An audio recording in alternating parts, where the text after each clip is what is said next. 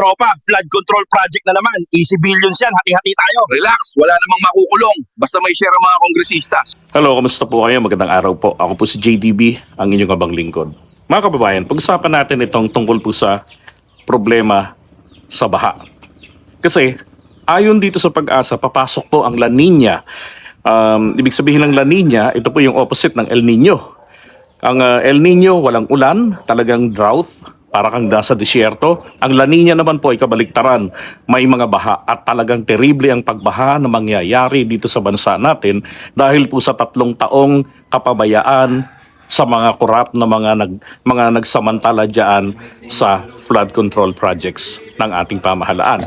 So hindi ho po pwede na habang hanggang ano na lang tayo, investigation for the meantime, tapos walang solusyon, di ba? Na ibig sabihin, taong bayan na naman ang magtitiis diyan sa problema sa flood control.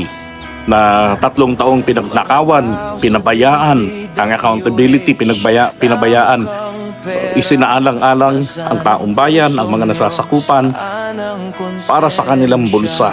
So, ang nararapat pong solusyon dito ay ngayon pa lamang ay dapat simulan na yung ulitin yung mga flood control na mga sumablay. And then, sabi nga ng Pangulo, di ba? Yung repair ng isang proyekto ay mas malaki ang gastos kumpara doon sa ulitin ito. At dapat talagang ulitin sapagkat substandard ang trabaho pag ni-repair yan. Patsi-patsi pong standard, substandard, di wasak pa rin yan. Diba? Ang dapat doon talagang konkreto talaga, solid talaga ayon sa standard. At isa pa, yung mga disenyo po ng mga infrastructure projects na yan, ipatest yung mga design na yan sa third party para malaman kung sinadya ba talaga na gawing mahina ang mga infrastructure projects nang sa ganon madaling mawasak at ma-repair na naman uli. Paulit-ulit, kumbaga yung problema nire-recycle na lamang, and then yung contractor ay walang pananagutan kasi nakalagay doon ay compliant, and then pag tinignan mo, di ba? For example, nasa plano 1 baka lang na dapat sana 100 ang nakalagay. Pag tinignan compliant, di ba?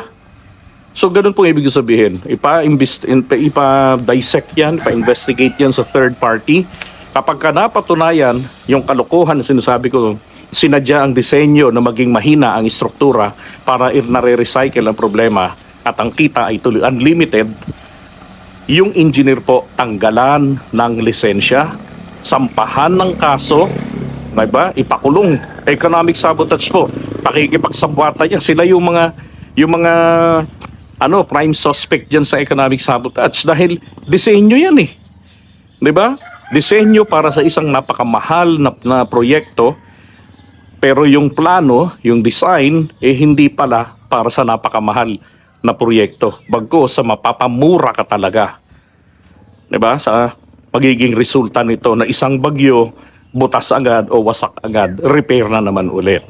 Diba? May pera na naman uli ang mga magnanakaw ng mga politiko at yung mga kontratista na mga kakampi nila, yung mga kasabwat nila, tuloy-tuloy ang kita.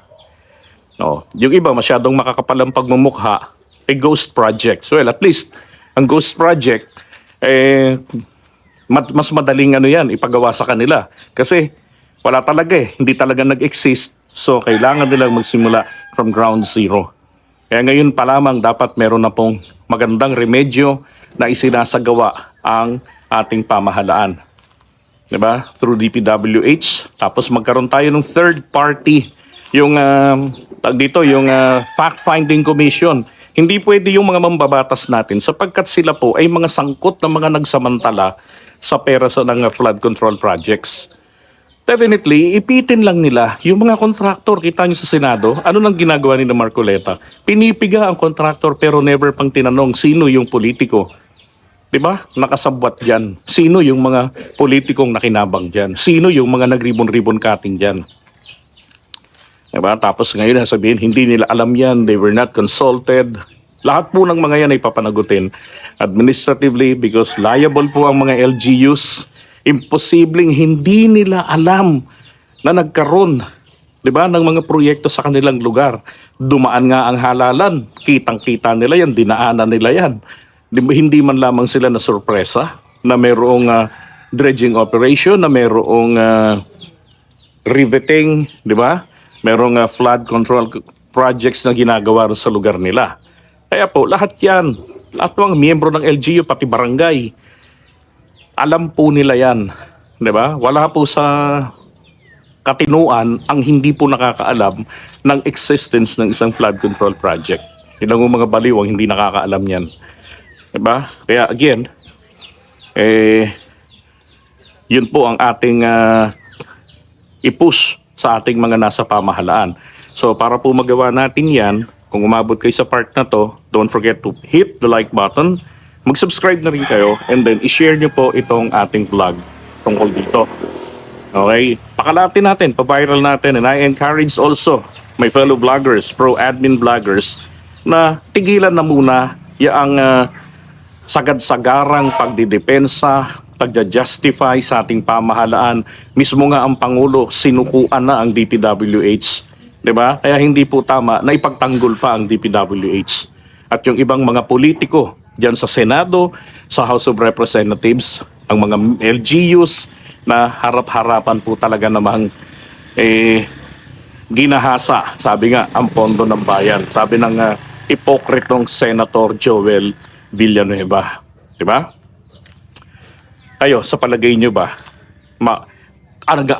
posible kayang, eto na lang imagine niyo po yung La Nina nga pala. No, nasabi kong papasok, sabi ng Pag-asa, September until December this year. Tingin nyo kayo magkakaroon tayo ng magandang Pasko kung lahat po tayo lumulutang na sa baha? Swerte kung lumutang tayo. Paano kung hindi na lumutang? Diba? Yan ang problema natin. Lubog tayo sa baha, tapos lubog rin tayo sa napakalaking utang na ng ating pamahalaan mula pa sa mga nagdaang mga administrasyon. Diba? Grabing pagnanakaw ang nangyari sa administrasyong ito. Mabuti na lamang nagising ang ating Pangulo makatapos yung 3 taon halos at isang beses na ipinahiya siya ng kalikasan pagkatapos niya ipagmalaki yung flood control projects niya at sinubukan niyang ipagtanggol nang sabihin niya na nandyan lang naman ang mga yan, tignan niyo sa listahan, di ba, na overwhelmed lang sila ng dami ng tubig ulan. Mabuti na lang ang Diyos ay kumikilos, naaawa para sa sambayan ng Pilipino. Bago siya magsona, may paalala ang langit sa ating Pangulo na nagkabagyuhan uli, nagkabahaan at mas matindi pa dahil hindi kasing tindi ni Karina yung mga nagdaang mga ulan, pero tinalo si Karina pagdating sa perwisyo ng pagbaha. Diba? Kaya nako, yan pa lang dapat may mga may mga malinaw. Ang mga dapat nang gawin dito, dahil hindi magagawa yung mga flood wall sa gilid ng ilog, dahil ma-wipe out na naman yan, dapat po ngayon pa lang massive dredging ang ginagawa na. Diba? Dapat ganon. Tapos magtatambak na yan ang mga libo-libong mga sandbags or yung mga geotextile bags, no, na nilalagyan ng buhangin. Yun talaga yung ginagawa dyan, geotextile bags. Ilalagay dyan sa gilid ng mga ilog, patataasin, para ito ang magsisilbing flood wall protection ng mga tao. Diba? Habang hinihintay yung perfect timing during the dry season, na kung saan po pwede na silang magsimula ng kanilang tamang trabaho dyan sa flood control. Pero sa ngayon, kailangan po muna ang magandang remedyo, pagpigil sa tubig ulan. Hindi muna natin ipunin. Wala tayong proyekto sa pag-iipon. Napakaganda sana nun kung meron tayong mga napag-iipunan na katulad po ng nagawa ng nakaraang admin, yung Upper Wawa Dam. Diba? Sa ngayon, merong magandang mungkahi ang Pangulo para sa Pampanga, yung Candaba Swamp, tinanggihan pa. Kasi nga naman may kita sa paulit-ulit na dredging. Ay my God. Diba? Okay, so yun lang po. Maraming salamat sa inyo. At ingat na lang sa mga baha, lalo na sa leptospirosis. Okay?